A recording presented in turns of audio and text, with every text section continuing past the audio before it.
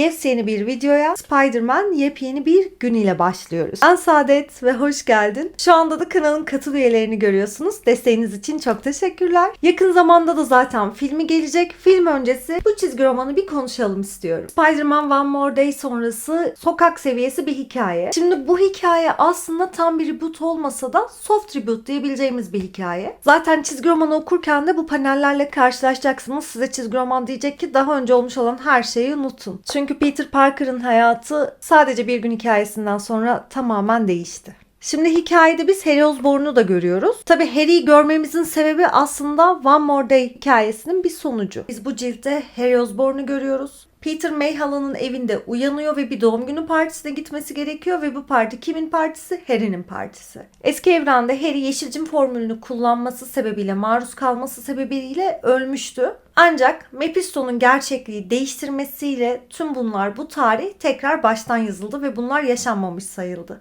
Yani senaryoda Harry o gün ölmedi, aşırı doz zehirlenme sonrası hastaneye kaldırıldı. Norman Osborn babası da onu kaçırıp en pahalı, en lüks rehabilitasyon merkezine götürdü. Bu ciltteki durumu ise Harry ile Peter'ın arası hiç bozulmamış, eskisi gibi dostlar. Ama Harry babası Norman Osborn'dan nefret ediyor. Düşünsenize, Peter bir partiye gidiyor ve parti Harry'nin en yakın arkadaşının partisi, onunla kadeh filan tokuşturuyor. Sanki o dramatik ölüm sahnesi hiç yaşanmamış gibi. Çünkü Peter'ın da hafızası silindiği için böyle bir şey hiç olmamış sanıyor. Ki bu hikayede Mr. Negative ve Feist ikilemi var. Bu hikaye arkada dönemin en güçlü kötüsünü tanıtıyor. Şimdi New York'ta yeraltı dünyasında büyük bir boşluk var. Kingpin hapishanede veya güçten düşmüş durumda. Yani büyük bir boşluk var. Tabii ki de bu boşluğu birilerinin doldurması gerekiyor. İçindeki şeytanlar. Aslında bunu Türkçe çevirmek daha doğru ama maskeli bir grup var. Bu grup da kendini çok hızlı iyileştirebilen bir çete aslında ve bunlar ortaya çıkıyor. Tabi burada bir zıtlık var. Şimdi Peter Mayhalla'yı ziyarete gidiyor çalıştığı yerde, ancak Mayhalla'nın çalıştığı yer, gönüllü olarak çalıştığı bir yer, Feist isimli evsizlerin barınağında gönüllü çalışıyor. Burayı işleten kişi ise melek gibi gözüken birisi. Hatta herkes bu kişiye, yani Martin Li'ye saygı duyuyor. Ancak Martin Li aslında Mr. Negative'in ta kendisi. Mr. Negative'in gücü ise dokunduğu kişilerdeki negatif yönü, kötü olanı ortaya çıkarmak ve onu kontrol etmeye çalışma güdüsü. Hatta Peter uzun süre boyunca bunu anlamıyor. Yani Mayhalla şehrin en büyük suç baronuyla çalışıyor ama haberimiz yok. Mayhalla elden gidiyor. Çok iyi bir aksiyon sahnesi vardı. O sahnede de Spider-Man Mr. Negative'in gücüne bir miktar maruz kalıyordu ama tabii ki de kendisi iyiliğin, doğruluğun ve samimiyetin temsili olduğu için o güce yenik düşmüyordu. Gelelim Menis ve belediye başkanlığı seçimlerindeki o sürece.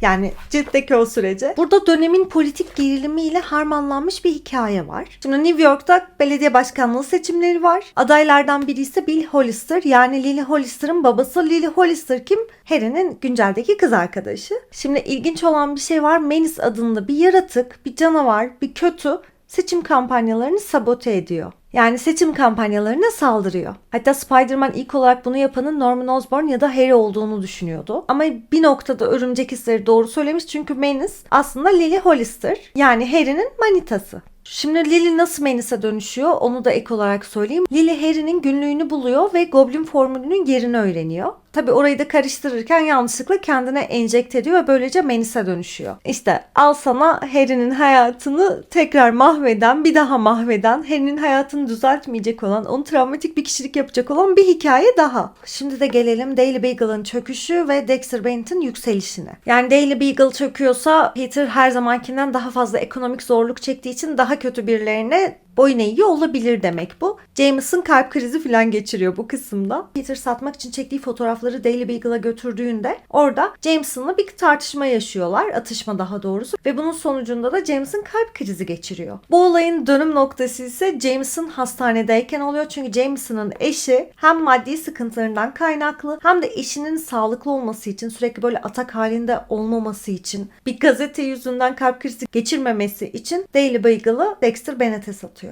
Ve gazeteyi de Dexter Bennett adında birisi satın alıyor ki kendisi cidden hani kan peşinde, sansasyonel konuların peşinde olan, özünde iyi bir gazeteci olmayan, mesleği konusunda ahlaki sorunlar yaşayan, hani o sınırı çoktan aşmış olan itici bir karakter. Yani ne anlıyoruz? Adamın meslek etiği yok. Hani Jameson yetmiyordu, bir de Dexter Bennett çıktı karşımıza. Hatta gazetenin adını da The DB yapıyordu. Şimdi Peter burada Bennett'ten nefret ediyor ama maddi olarak da çok sıkıntı çekiyor. Aynı zamanda May halasının evinden de taşınmak istiyor. Bu yüzden de para kazanması gerekiyor ve bu da ne demek oluyor? Bennett'e boyun eğmek zorunda olduğunu gösteriyor ki yine aralarında atışmalı. Hatta Bennett doğulan son sahnesine kadar, yani kovulana kadar, Bennett onun adını, soyadını doğru asla söylemiyordu. Bilerek hatalı söylüyordu. Ancak işten kovduktan sonra doğduğunda kaç kilo olduğuna kadar da söyledi. Orası bir tık komikti. Şimdi gelelim mekanik ağ atıcıların dönüşü ve Freak ucube hikayesine. Önceki dönemlerde Raimi etkisiyle Peter'in Spider-Man'in bileğinden ağ çıkıyordu. Ancak bu yeni dönemde stres ve büyü etkisiyle bu gücünü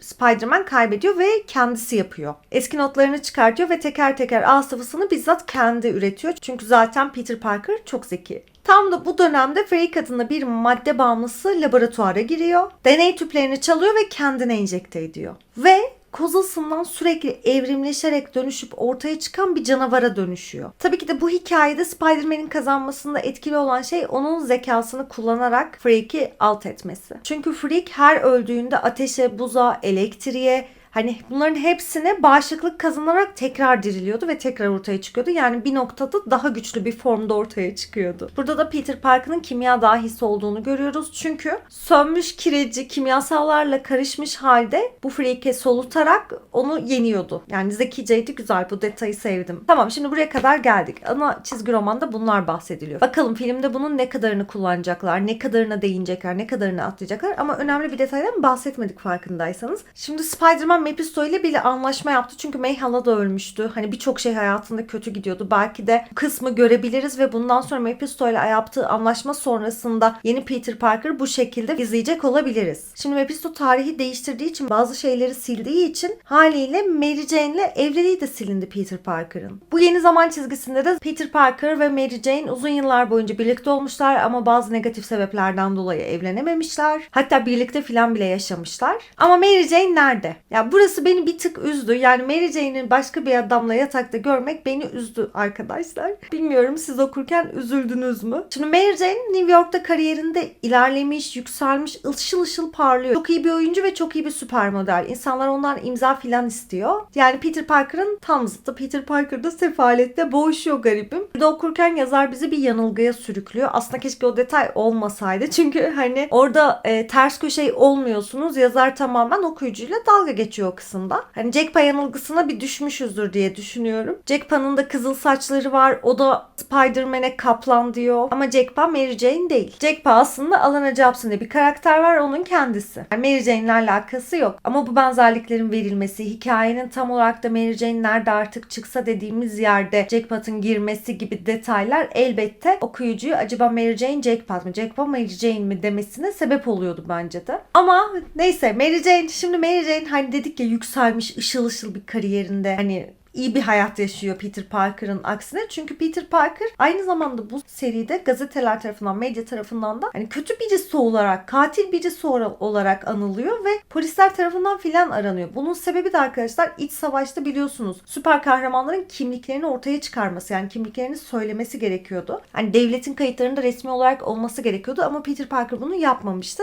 Tam olarak bunun negatif etkilerini burada yaşıyor. İç savaş eventi bu yüzden çok önemli. MJ ise Bobby ile sevgili. Bobby kim? Hollywood'da çok ünlü bir oyuncu. Onunla takılıyorlar, birbirlerini filan seviyorlar. Hatta bir panel var çizgi romanın sonlarına doğru. MJ işte kendi panik odasına kapatmış. O sırada Bobby dışarıda ve MJ içeride kameradan izliyor kamerayı, dışarıda neler oluyor diye. Spider-Man'i filan görüyor. Spider-Man ona sesleniyor, konuşuyorlar filan o sırada hatta. MJ hatta böyle ekrana dokunup şey diyor. Başka bir hayatta belki falan. Yani bak, böyle detaylara gıcık oluyorum. Madem böyle içinde bir şey var. Bobby'nin yatağında ne işin var be kızım ya? Neyse, sinirlenmeyeceğim, gerilmeyeceğim. Adam da Hollywood'da ünlü bir oyuncu ya şimdi. Onun sevgilileri de çok merak ediliyor ama aynı zamanda da zıt giden insanlar bir şekilde hayatını kaybediyor. Yani bu hikayede pek bir suç yok. Aslında biraz evet negatif bir karakter ama yine de böyle bir kurulduk mu kurulduk. Sevgilisini gizli tutuyor. Zaten oyuncu olduğundan kaynaklı da tüm gazetelerde bu gizli hatunun kim olduğunu yakalamaya çalışıyor. Hatta Peter Parker da onu fotoğraflamaya falan çalışıyor. çalışıyor kim olduğuna dair. Bir kanıt elde edip gazeteye verebilmek, bundan para kazanabilmek için. Çok kötü, çok kötü detaylar. Yani düşünsene hayatının aşkı başka bir adamla öpüşüyor ve sen onların fotoğrafını çekiyorsun. Peşindeki kim? Yani onun çevresindekileri